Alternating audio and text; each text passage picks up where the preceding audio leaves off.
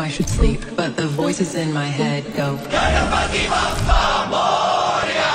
I know I should sleep, but the voices in my head go.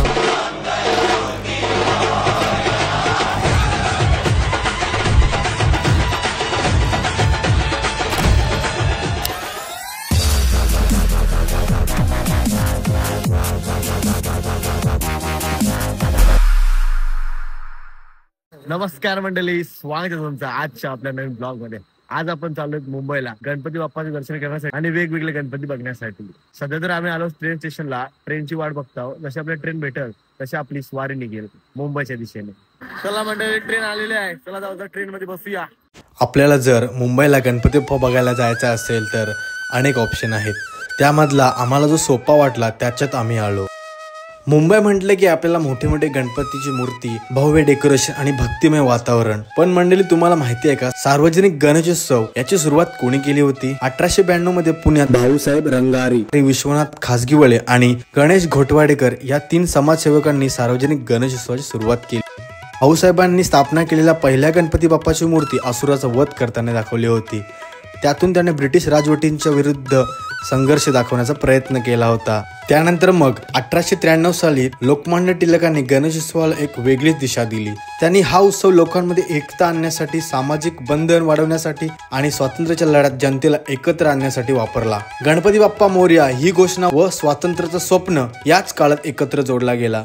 मंडळी, आपण आता cotton ग्रीनच्या station वरती उतरलो आहोत आणि कॉटन ग्रीनच्या स्टेशनवरून आपण आता खाली उतरून चाललो बाप्पाच्या दर्शनासाठी. इथे फुल गर्दी आहे आज आणि इथलं वातावरण सुद्धा पावसाने झालेलं आहे. पूर्ण पाऊस पडतोय. काल परवापर्यंत पूर्ण ऊन होता आणि आज फुल पाऊस पडतोय बघा.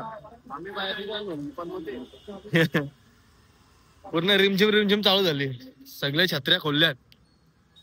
पूर्ण पाऊस पडतोय इथं. आम्हाला रस्ते नव्हते माहिती, तरी पण आम्ही लोकांना विचारत जात होतो.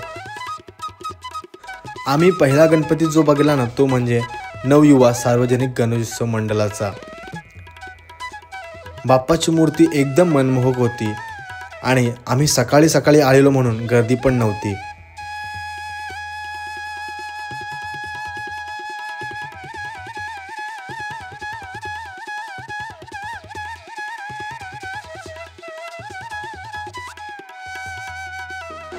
बाप्पाचे दर्शन करून मग आम्ही आलो पुढे.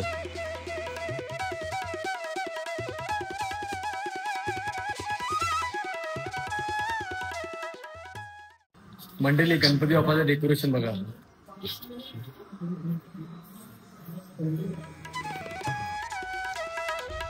मी पहिल्यांदाच असा डेकोरेशन बघितलेला माझ्या अख्ख्या लाईफमध्ये. असा वाटच नव्हता की हा डेकोरेशन आहे म्हणून. असा वाटत होता की हा एक राजवाडा आहे आणि आम्ही त्या राजवाड्यामध्ये आलेलो आहोत. त्याच्यात बाप्पाची मूर्ती सुद्धा एकदम मनमोहक होती.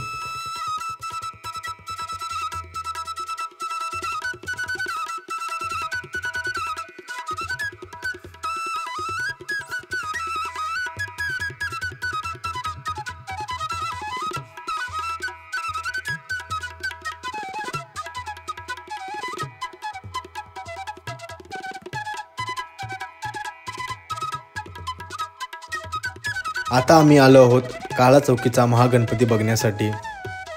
इथे पण थोडी आपल्याला लाईन भेटली, पण देवाच्या कृपेने आपलं दर्शन झालं.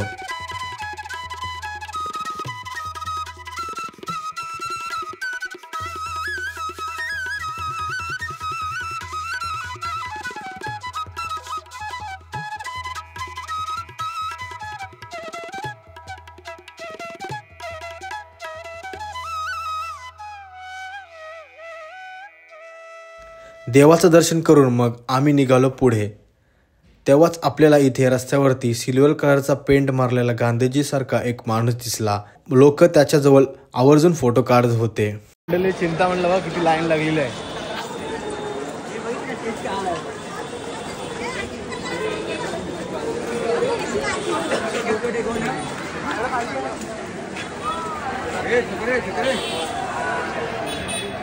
चिंतामणीला पण खूपच गर्दी होती.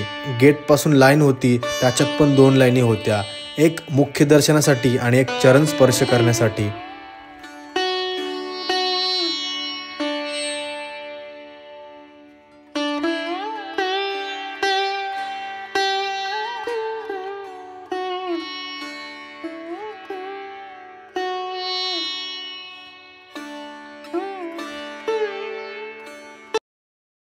आता आम्ही चाललो आहोत लालबागचा राजा बघण्यासाठी.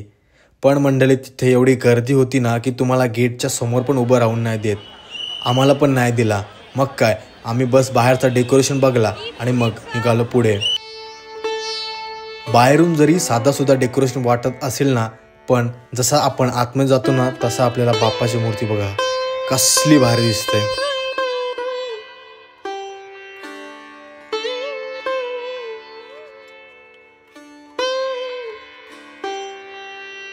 ही बाप्पाची मूर्ती श्रीराम यांच्यासारखी बनवलेली आहे.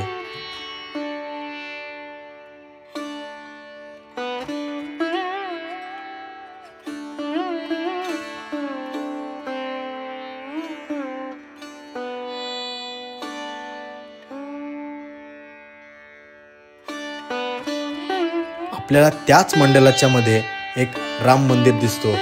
असा वाटतच नाही की हा राम मंदिर देखावा म्हणून बनलेला आहे. असा वाटतो की हा खराखुरा आहे. तिथून मग आम्ही येऊन पोचतो खंडोबा रायासारख्या बनवलेल्या मूर्तीजवळ.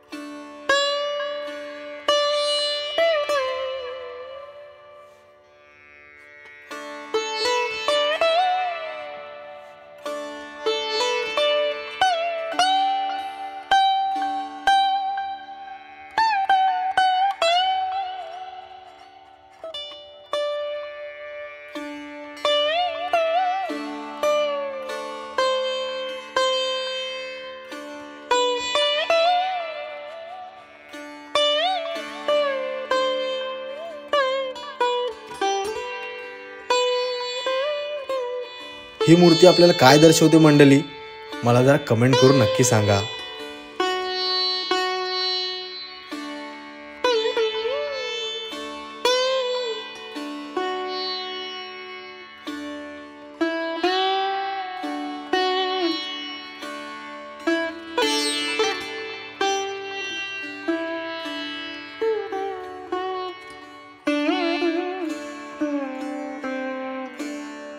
मंडळी कमसे कम आम्ही 5 ते 6 गणपती आता बघितलेले आहेत, पण पाऊस काही हा जात नाही बघा.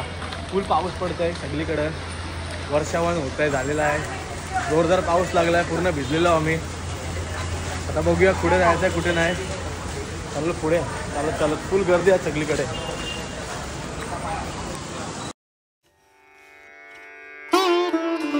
या गणपती बाप्पाच्या डेकोरेशन मध्ये आपल्याला एक संदेश देण्याची कोशिश केलेली आहे.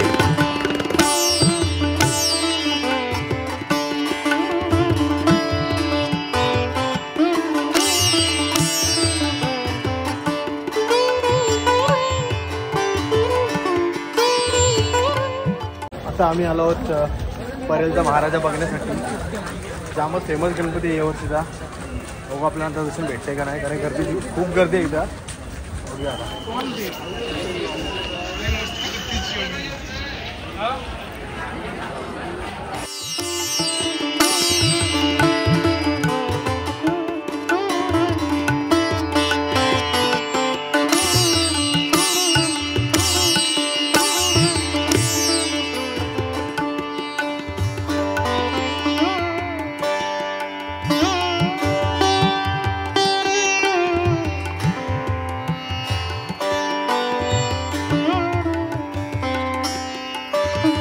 परेलचा सम्राट हा गणपती बाप्पा परेल स्टेशनच्या एकदम समोरच आहे.